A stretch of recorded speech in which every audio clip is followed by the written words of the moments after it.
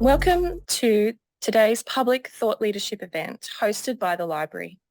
Western Sydney University was placed first in the world in the 2022 and 2023 Times Higher Education Impact Rankings, the only global performance measure that assesses universities against the United Nations Sustainable Development Goals, or SDGs.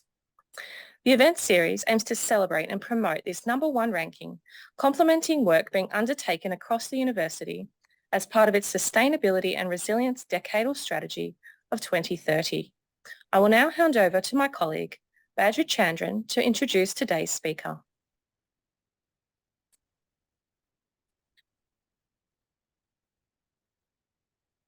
Thank you, Emma. Ladies and gentlemen, it is my honor to introduce our distinguished speaker, Professor Graciela Metternicht.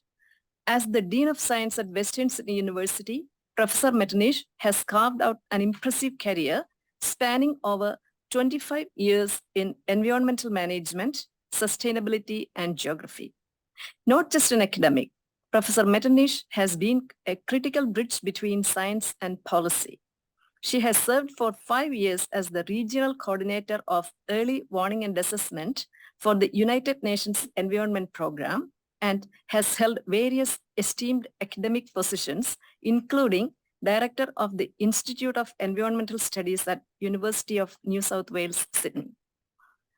Professor Metternicht's expertise has earned her advisory roles on a global stage, and she currently serves as a scientific and technical advisor for the Global Environment Facility, Chair of the New South Wales Biodiversity Conservation Advisory Panel, and is a member of the IUCN Commission on Ecosystem Management, among other notable positions. Professor Metternicht's research is at the forefront of environmental geography, focusing on the innovative use of geospatial technologies for sustainable land management and the realization of the UN Sustainable Development Goals. Her contributions extend to securing significant grants that have led to critical evaluations and protocols in areas like land degradation, agriculture, and rural planning. Today, she brings a wealth of experience and knowledge to us, and we are privileged to hear her insights on the topic, Teaching for Sustainability. Please join me in giving a warm welcome to Professor Graciela Metternicht for the 16th event in the Thought Leadership Series. Thank you. Over to you, Graciela. Thank you. Thank you very much, and welcome everybody. I'm delighted to be addressing you all today, and as I acknowledge to country, I also like to acknowledge that what we continue teaching and learning and research that we conduct in this university and in Australia overall is learning and research that has been undertaken over these lands for tens of thousands of years. So First Nations were our first scientists, and we need to remember that, particularly, I think, as we speak more about complex issues like climate change and land degradation and the loss of biodiversity, which is a bit of the reasons of my presentation today. So yes, I'm going to be talking about teaching for sustainability. But when I got this invitation, I first thought, well, maybe we need to make an introduction about the why. Why do we need to teach for sustainability? And therefore, that will be the main focus of my conversation. My expertise is not as much in the teaching for sustainability as much as it is about how understanding why we need to work more on sustainable development, and if, of course, the teaching or the education in sustainable development or for sustainability is one of the responses that we can give. So a bit of my presentation today, if I can manage all the things, a bit of context setting, and for today I decided to use the IPCC report that was published in March of this year. This report has one important aspect that speaks about the interconnection. So how we need to understand causality, interlinkages, and how climate change is not something that happens by itself, but how the connections between the degradation of the land, the loss of biodiversity, the way we live, that all impact and is impacted by a changing climate. So interconnections or interlinkages is one of the aspects. Then I will speak about donuts, and there is an analogy as to why we need to understand the picture of the donut, what the donut means in the context of these talks, and then I will end up with a bit of a cover around frameworks for education for sustainability.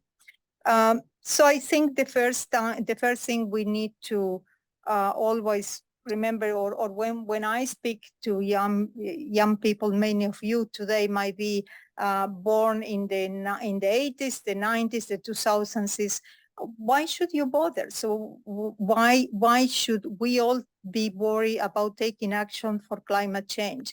And this graphic from this the latest IPCC report shows clearly by the time many of you born in the 80s, 90s, and 2000 will become the next leaders, or the ones leading or having your own children, things will be getting hotter. So in this graphic here, you can see the year 2020, and according to the projections of the climate scenarios, this is the more redder, the more the chances that the future scenarios of things getting hotter. So you can see in here that, yes, as you keep growing, and by 2060, things will be getting really, really hot for some of us, and some of us might not be longer here, but still you are the next generation. So you're the future makers. You are the ones that can continue this trend, or you can work towards stopping via technology, via the ways we live, by the way we consume things. We can try to stop it. So a bit of hindsight, because some of you might not be that familiar with the work of the IPCC. The IPCC is the Intergovernmental Panel for Climate Change. It was established in the early 80s. It has 195 member countries. They have produced the reports that you see here, beginning back in the 90s, and the latest report has been done, or is a compilation of the work of different working groups, that they call it, one on the physical basis of climate change. All other of the working group focuses more on the impacts and adaptation, vulnerability. There is one that looks into the mitigation of climate change. And during the period that this sixth report was prepared, it took several years, because all the scientists are elected by are proposed by countries, elected, and then they work analyzing thousands and thousands of scientific papers. So that is the evidence that then they use to synthesize and produce this kind of special reports. Like there was one on global warming and the climate change and the nexus between climate change and land, for instance. And these special reports are the synthesis of thousands of papers that some of you, I know many colleagues of mine that have papers that have been cited in this special report. So it's the collective of all the latest science and the evidence collected by that science that produce the recommendations and the evidence that you might see, you might read on some of the reports. They speak the language of with high confidence, with medium confidence. Is the amount of evidence that gives that confidence on some of the statements about the changing climate, about the impacts, and about the things we could do.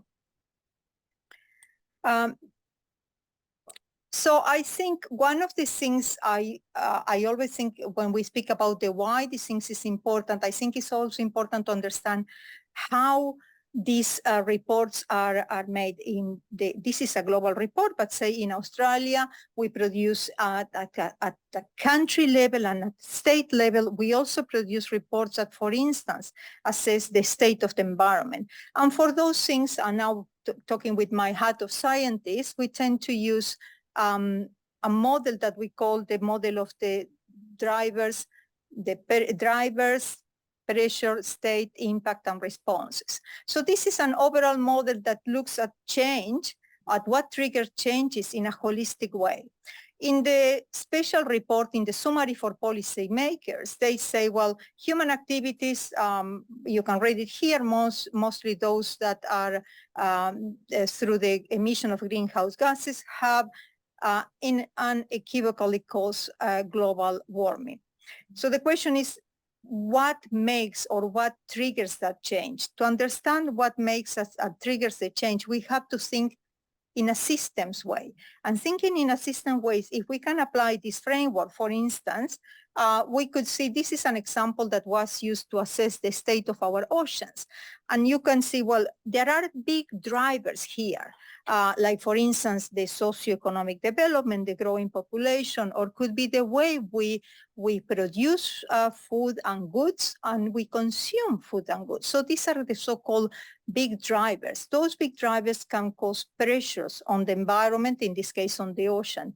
Those pressures then are the ones that could then relate or let the scientists assess what is the state of the environment. Could be, in my case, I work on land degradation. So my typical question might be, what is the state of the land and what has caused the changes in the state of land?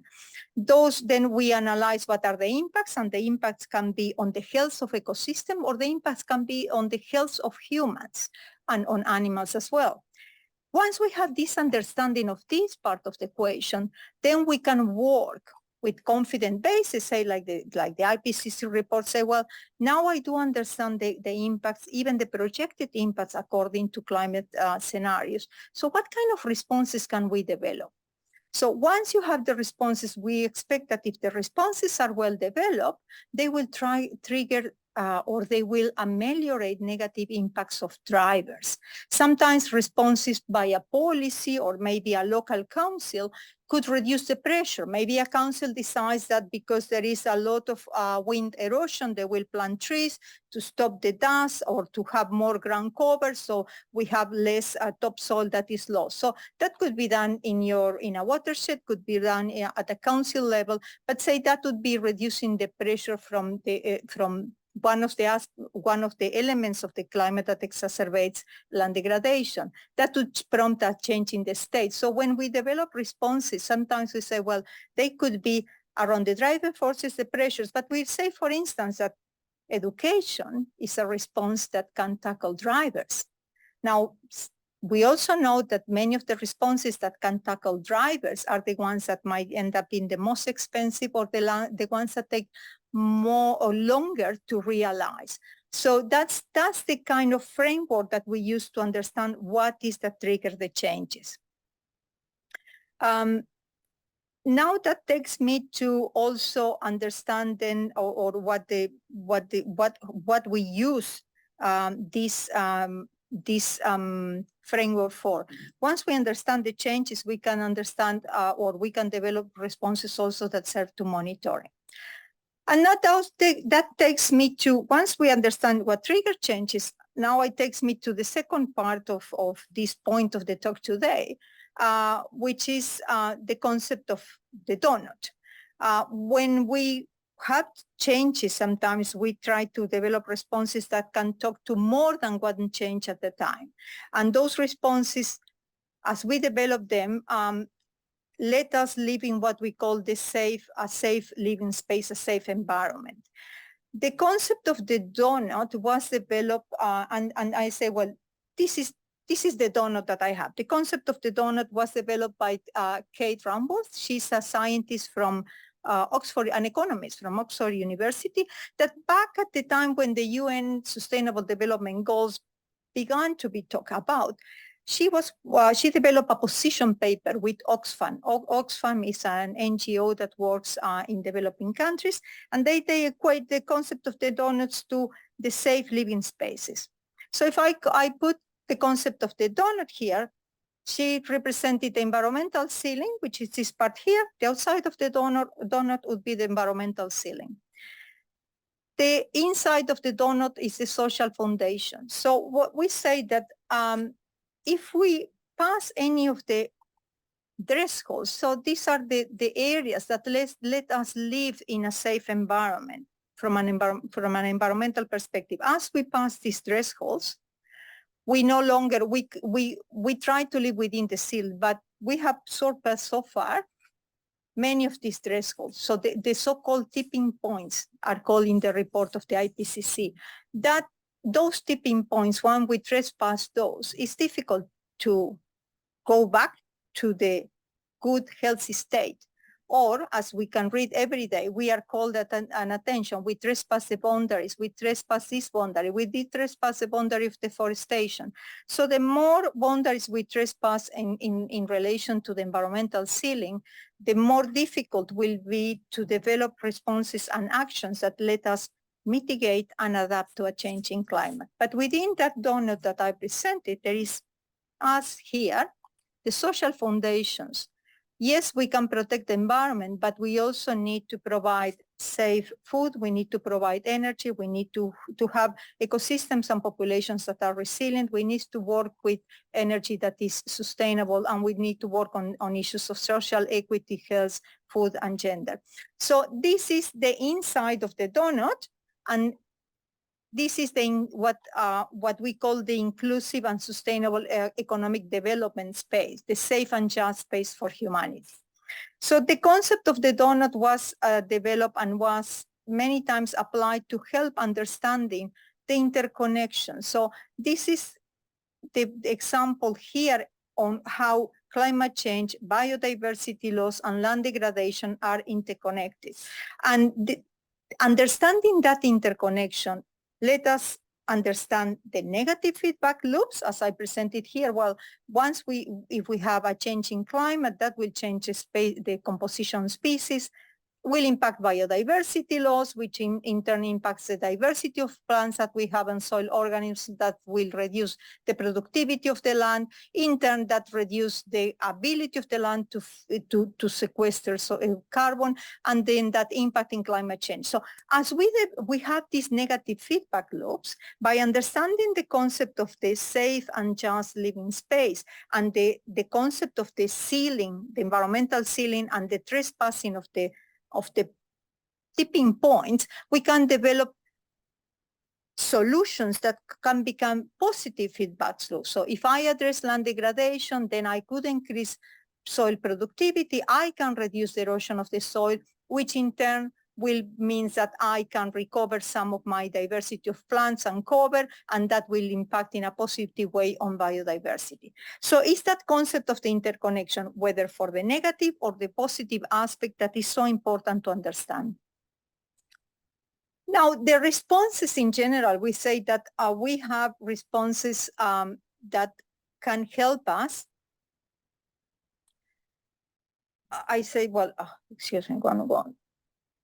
The responses for hope, I call them. I cannot see the top.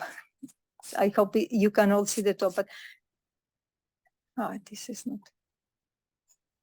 Can we make this disappear? Okay, perfect. So we call those, I call now the R, I will focus now on the R, so we understood now what are the drivers, the interconnections between the drivers, the pressures, and the state of the environment. There we go. Okay. Sorry. Good.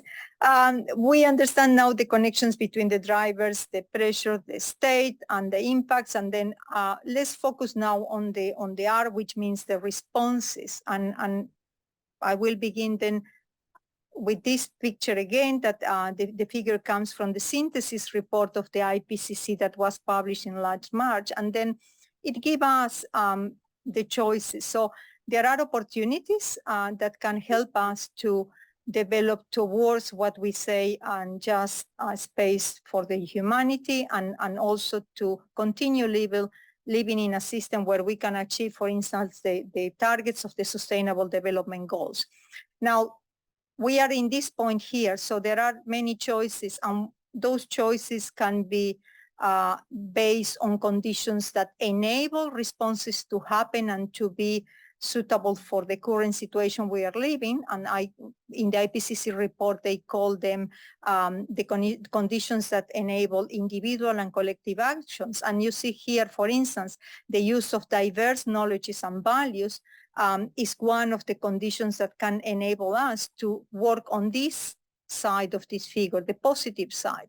The fact that we can identify the interconnections between a changing climate, between land degradation, or even between the drivers, say, or patterns of consumption and production that are not sustainable.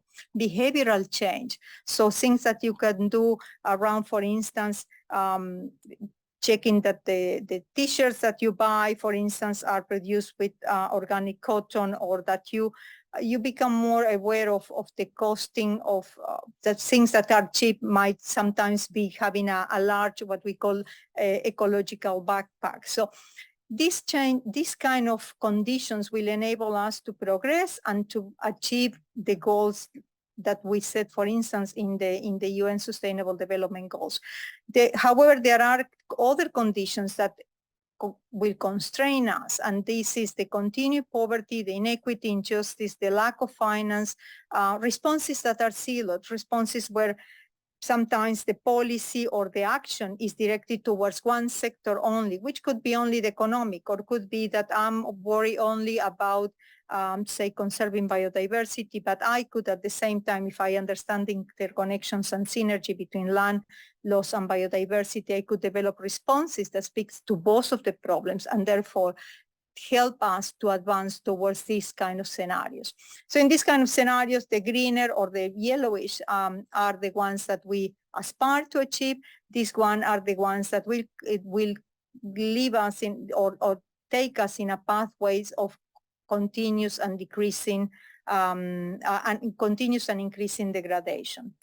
As you can see here, there are reduced options. Now, one of the other things that the IPCC report makes a lot of emphasis is saying, yes, there are still windows of opportunity, but one of the issues is that by us delaying more and more our responses, or more and more our actions, the window of opportunity keeps narrowing down. So this is something that the report, for instance, established and makes in the recommendation, says, yes, there is time, we can have a positive outset, but we need to also remember that for some of the conditions to realize by, say, 2030, really we have a limited time now of proactive action. What do you say?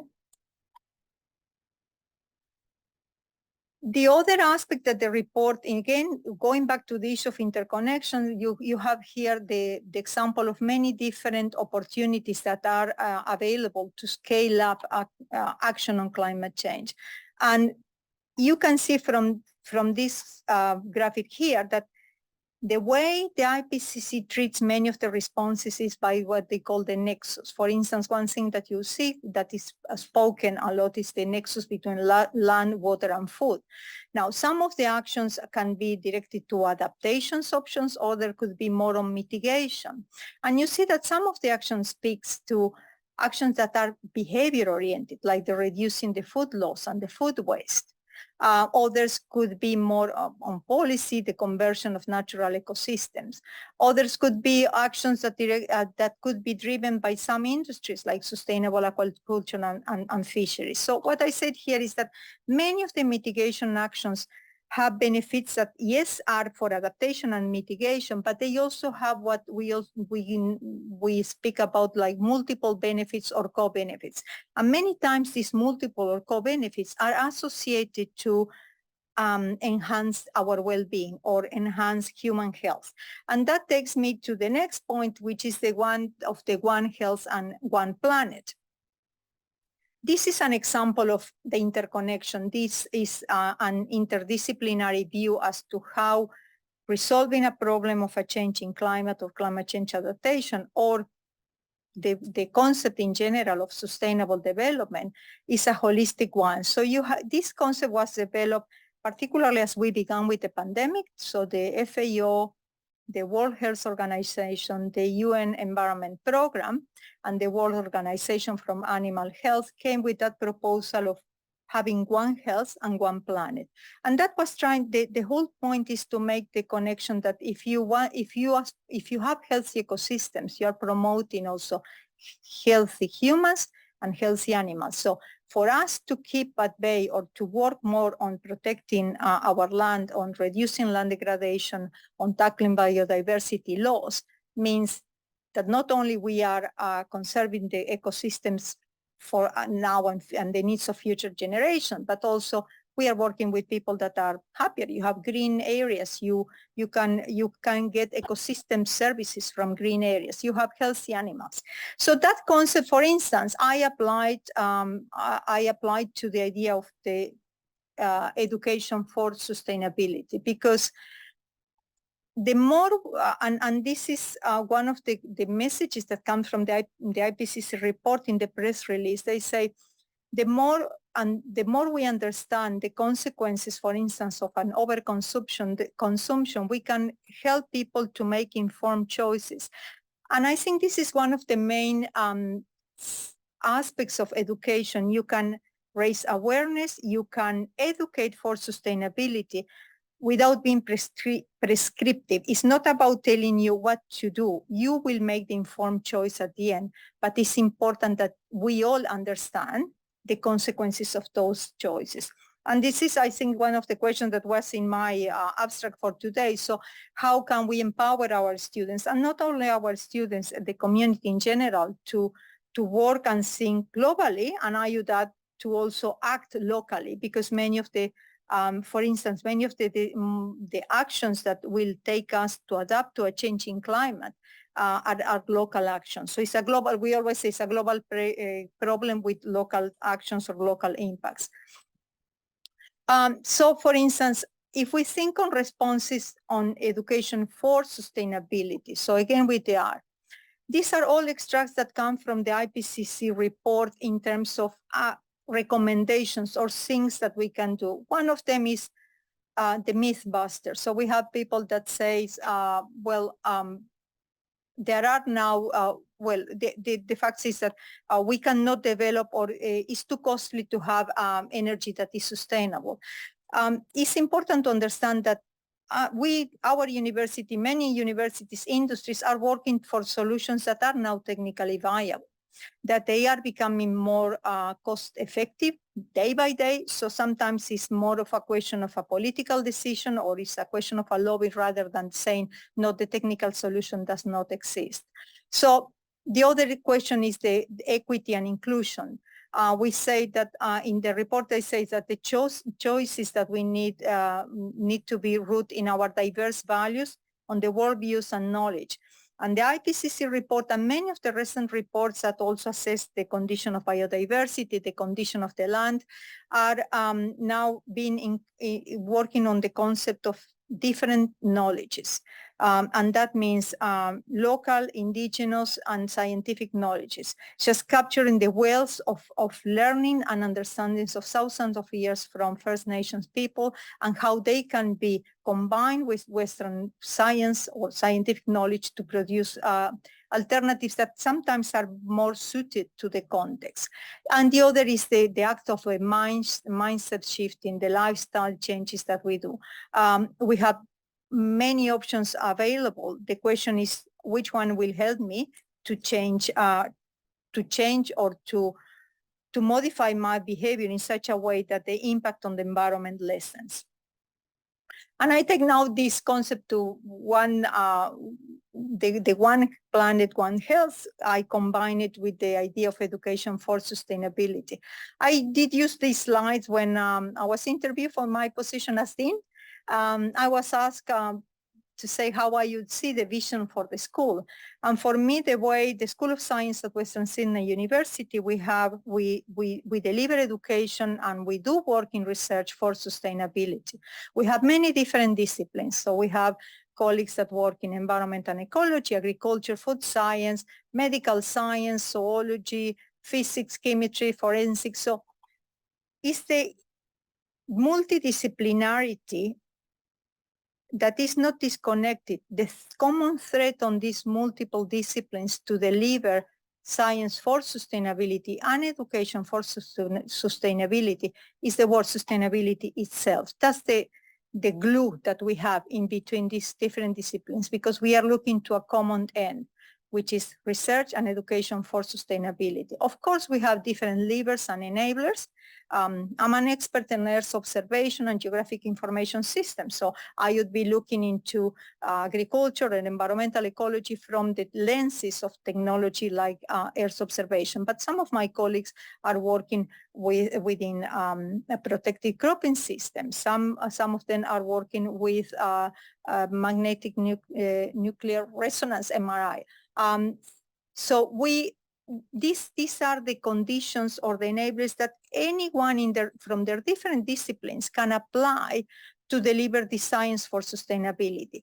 And we also mix that because we have some of our academics are working in the interface between the scientific and the traditional knowledges. So all them can make it happen. What I said, is how we do it, what we do, and the variety of degrees. So think from all these disciplines, if we work with the concept of one planet, one health, we all deliver programs that speak to these three different areas of health for one planet, one health. And we do that, and we do it for our local communities. We have colleagues that work regionally, nationally, and internationally. So this is for me, this was to say that we can work with this integrated concept. We can have the word sustainability as the thread that talks to the many different disciplines. And the more we have here is the different lenses that looks to the same problem, but then we can find the creative solutions that are required these days. And I could add here other schools like engineering, like social science, that would all come with their different lenses for the theme of sustainability. So the other thing that Western Sydney has done this year, and that's from the team of Jen Dolan and Brittany Vermueller, they have developed the Educator's Guide for Sustainability Teaching and Learning. I had access to this guide recently, and I did like it because in a way it reminded me of my donut. So if you think here, they have the Earth system boundaries that I mentioned here as our environmental ceiling. They speaks about caring for countries. So that speaks to the concept of living within a safe and just space for humanity. And the framework that they propose is based on these three aspects of doing things, you think, and you care. And this is also what Western Sydney University is now embedding in the graduate attributes. So we have a 6th graduate attribute that speaks around sustainability. So through this lens, we can do what they call the collaborative, participatory, action-oriented learning. My previous example of how I see this fits nicely with my previous slides as to how we go in the School of Science to speak about caring and about working within this safe and just space for humanity, all from our different lenses, but trying to develop towards sustainability and sustainable development. So this is more just towards the end. I like it, this quote from the chair of the IPCC, because that speaks to the fact that we can all do something about sustainability, about caring for the environment, about climate change. But he reflects here that we have different responsibilities and different opportunities. So I might speak from my position of team, I might sit in many advisory committees, so my sphere of influence might be larger or smaller than some of you. Some of you might sit in international panels that can have a sphere of influence or a sphere of control that is different from mine. So this is what the different opportunity speaks about. Some of you might be just lecturing to your undergraduates, or some of you might be PhD students doing a postgraduate. So you have opportunities. Your responsibilities might be different from mine, but you have an opportunity to do something.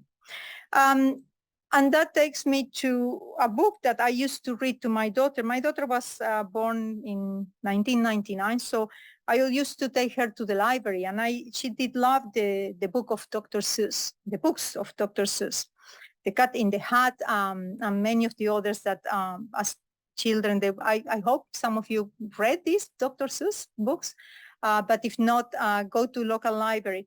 And this is one that was produced in the 1970s by Dr. Seuss, and that speaks about 1970, so we say well over 30 years ago, talking about the needs for working and protecting the environment. And it's a story about deforestation, cutting down trees to produce a very interesting set of a very red jumper that Dr. Seuss would try to sell to everybody. But in doing that, he just kept chopping trees down until the last tree was gone.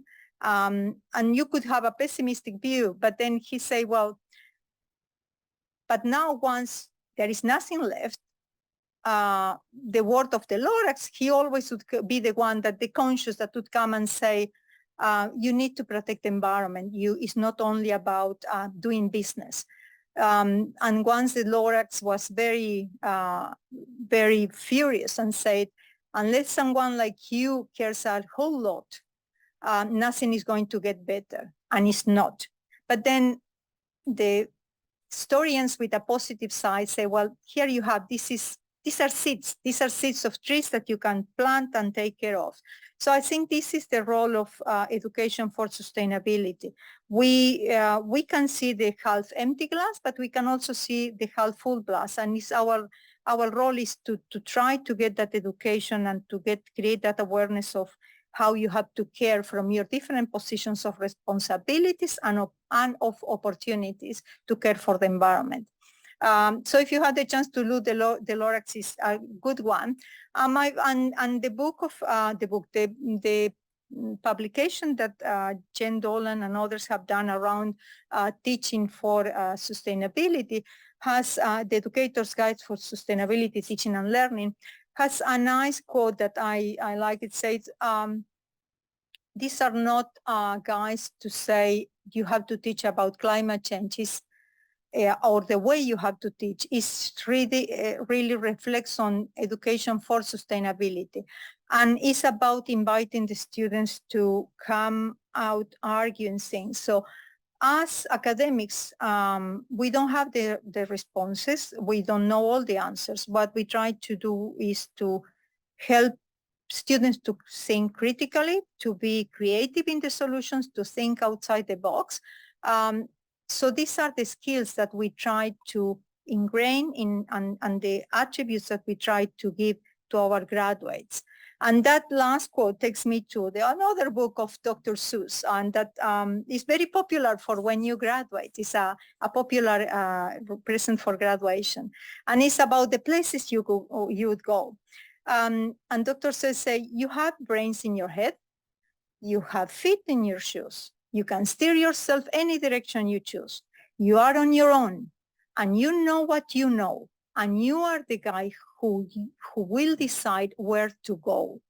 And is that, I think this is the message that I try to convey around the why it's important that we educate for sustainability, and a tiny bit of the how, through this framework that, for instance, exists, but it's not the only framework. There are others. This is one that Western Sydney universities try to promote. And the why, and you know, you know where you will go.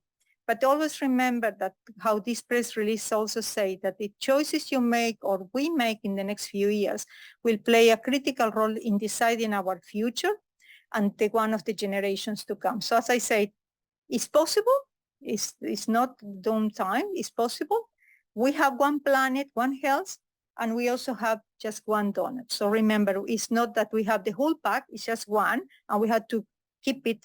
Don't eat it. We really need to keep the environmental ceiling and the safe and just space. Thank you. If you have any questions in the room, just raise your hand and I'll come around with the mic. And also online, we can address online questions. Yeah, we've got a question here from Sasha, I believe. Good afternoon, Professor. Thank you for your presentation. I'm Sasha Alexander from School of Engineering, Design and Built Environment. And I'm curious, there was one of your slides that had some of the responsibilities, but I'm curious about the data how we gather data and how we share data, and how that may act as a convener or a prompt for the disciplines to come together and make sense of the data in the way we make decisions. I'm curious because it's very complex, and I take it to my students that they do have the power, but also to promote that they should be speaking the language and vocabulary of other disciplines and other maybe even data sets. Is that helpful? Thank you. Yes. Can I respond? Yes, thank you, Sasha. This is a very pertinent comment. As I said, all these recommendations and even the analysis of where we are up to at present and these projections scenarios are based on data. And you rightly say the more we share, and the more, you made an interesting comment, which I think in my previous life, I did used to teach environmental management. And one of my dear colleagues always would say, when I teach or when I try to educate the future practitioners in environmental management, she was saying, you need to take a subject on economics so you can understand the language of the economics. Something on law, so you understand the language of law, because the more, as you say, right, the more we understand each other's languages, the more we can work in an interdisciplinary way. And sometimes, because we just don't bother to understand each other's language, we say, this is the way it has to be done. But if we stop, think, and try to listen to what is the language of the other person, and then you might adapt your narrative to that language, you might get your point across. So that is one, right, and the one on the data set, fully with you. I think with the advent of big data, the way we are collecting and sharing, and yes, and making faster and more, and the larger volumes of data sets that we are collecting and understanding patterns of data sets, that sometimes is because of the way we are collaborating even amongst disciplines. So yes, data continues and will continue to be a big, I think, it's present in all recommendations. When I read sometimes recommendations and policies, and we say in my advisory roles with some of the UN panels, countries say, well, but I don't have the data set. How can I do the monitoring?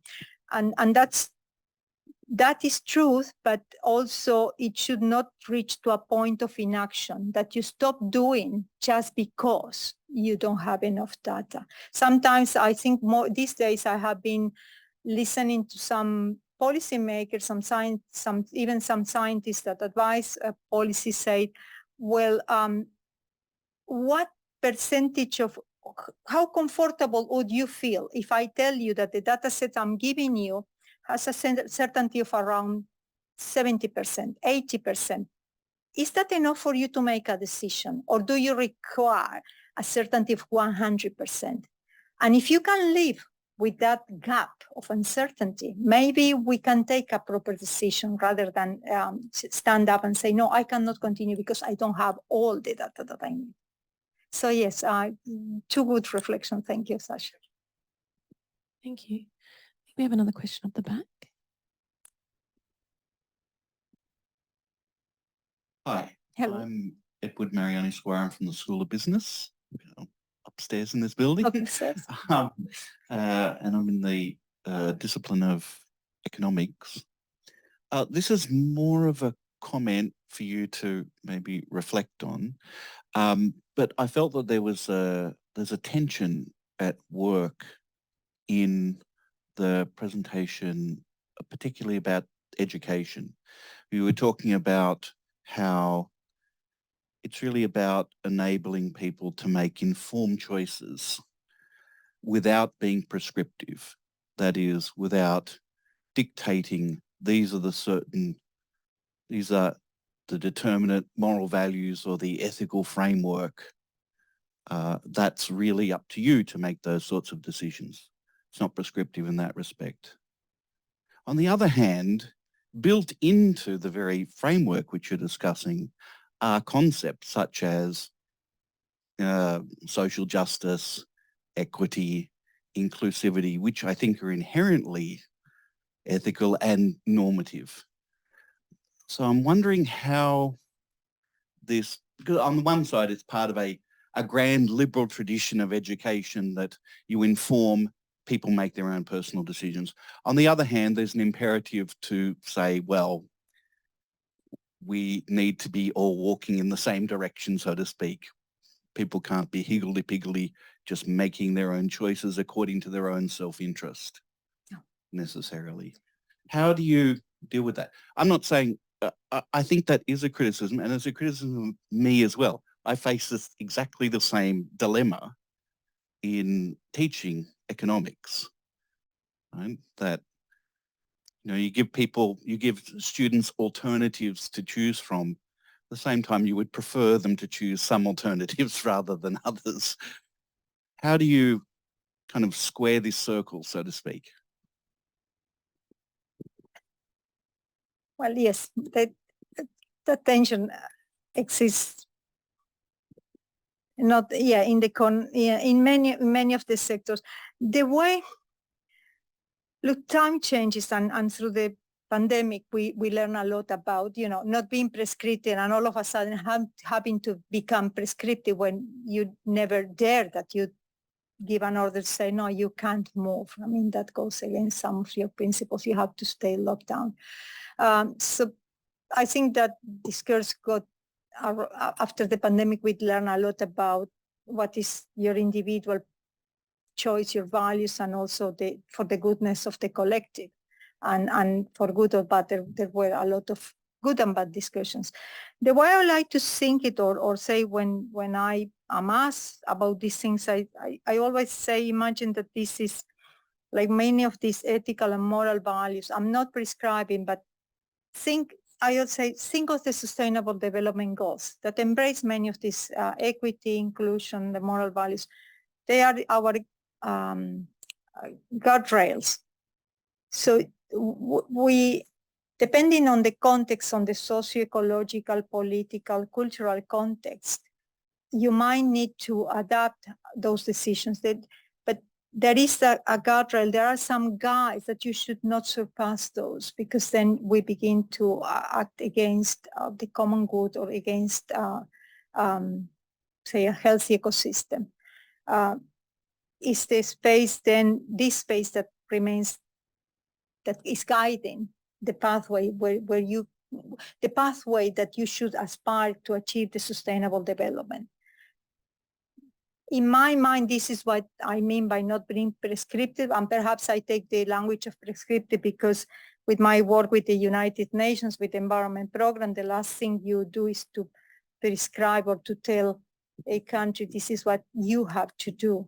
You present, and this is, I think, the dilemma of the reports like the one of the IPCC, and I think in a way they could overcome that through the summary for policymakers. When you read the science, science, you know, the evidence is there, you cannot refute it, but then you will find a more politically correct language when you read the synthesis report that has been, is a consensus, or is the work of different groups. But the tension, I think it continues to exist. What can we do as educators is perhaps point to that tension that exists, but also depending on the context of the discipline you're working, what might be your preferred set of options. That would be, you know, that would be my commentary, or how I try to work it in the different environments I move around. But I think, again, the pandemic taught us a lot about not being prescriptive, or to what degree then you need to become prescriptive for the goodness of the community. So sustainable leadership is important. It's becoming more and more important in many of the boards of Australian and businesses and overseas. The ESG is one example of companies having to become more and more accountable for what they do.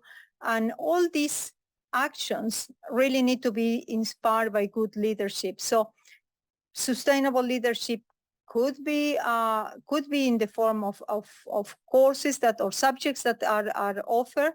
However, I would say that in Western Sydney University, through micro-credentials and some of the more recent work of the unit of Jen Dolan and Brittany and sustainability and all the work that Cy Bedford and the team are doing, there are already, I would say, perhaps not full subjects with that name, but subjects that are already identifying what I would say would be the key principles for sustainable leadership. So sometimes you don't need a full subject, but rather to identify what would be the guiding principles of a good sustainable leadership.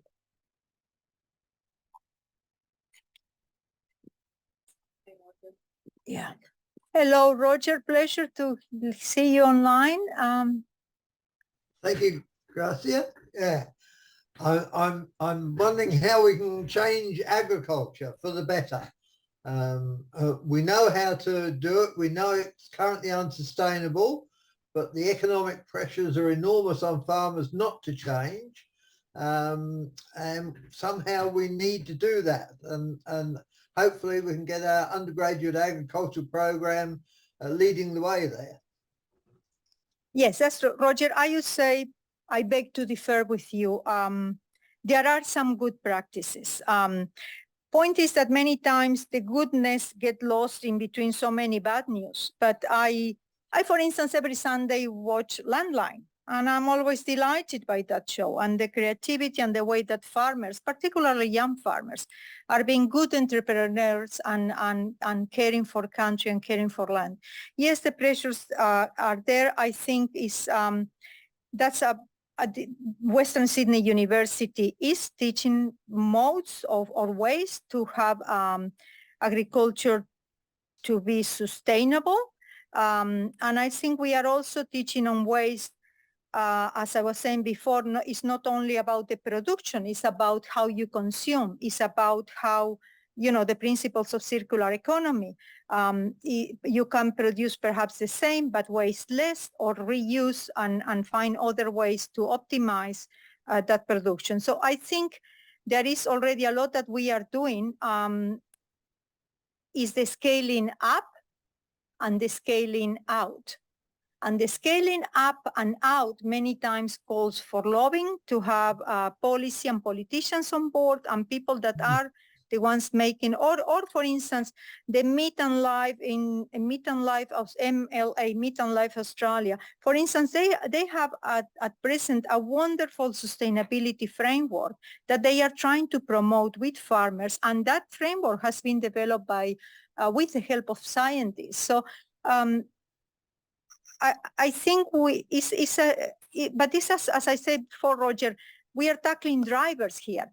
And unfortunately, to show the positive outcomes of actions that tackle drivers take an enormous amount of time. And sometimes we are looking for the quick fixes, and therefore they are not perhaps that appealing to many. So I think we need to just keep doing many things that we are doing well. We have an education in agriculture. We are offering postgraduate education. We need to have perhaps that attention from funding bodies like the Australian Research Council that keep having in the redesign of the research priority that disciplines like agriculture keep receiving that funding. But however, I think there is an onus also on businesses to reinvest in research to support more universities, because the more businesses have a chance to help universities in developing applied research. And many times what is developed will be of direct impact for them to make their business more sustainable. And also other things like policies in Europe the changes in policy where there is more accountability, more traceability, means that many of the agricultural producers will get kind of green or eco certification, and therefore the industries will have to be up to the game. And it's there where I think that interaction between universities, the private sector and the policy, and for us to be seen as helping business, is we are not it's not a charity. We are helping business to become more sustainable and to be ready for a time which is not far away when many of the current markets will require some kind of certifications or proof that what you are producing is sustainable. So that would be my take, Roger. It's a half full glass. I think we are doing good work. It's just the scaling aspect. Thank you, Gracia. We've got a few more questions online. Not just questions, there are some comments. A few of them interested in getting the slides and presentations, so I have promised that we will make it available. Yes. If you graduate and you like to receive Dr. Seuss, the places you will go, write to me. I will pack it and send it as a present for your graduation. And comments on, they loved your colors and synthesized slides. And Thank then excellent presentation and fantastic, a lot of compliments. And I got one quick question. Yeah. No, not question, it's a comment. I like the way you connected it as a multidisciplinary and working towards a common goal of SDGs. That's really fantastic, bringing all elements together. I'm very glad that I did sound articulated. I was very afraid to not being able to connect the points. If any of you are good readers and like, there is a book that is called Range. And that book says that we human beings, some of us are more frogs-like, so the ones that are disciplined and digging deep, and others are more of the, like the eagles, the ones that fly high and have the world overview and are able to connect in the points, but not perhaps going deep into other disciplines. So I think I identify myself more with the eagle. I always see the connections. I'm not perhaps I'm an environmental geographer, so perhaps not digging deep in some of the disciplines. But the message is that we need both. We need the in-depth disciplinary knowledge and expertise, and then we need the eagles that connect those people to produce the kind of very complex, well, not complex, we have complex problems, the very applicable solutions that we need so much these days for some of the problems. So the book is called Range. Again, if you're interested, I can send the details. It's a good and easy reading. Thank you. Just like to mention, Badger's popped a link in the chat for our survey, which you can give feedback on the Thought Leadership event series and any ideas you might have for future events. And for those in the room, we've got a QR code on the table, which you can fill out the survey that way. And we'll also email the link to all participants. We really value your feedback. I'd just like to thank you so much, Graciela, My for pleasure. a wonderful event. Thank you. Thank you.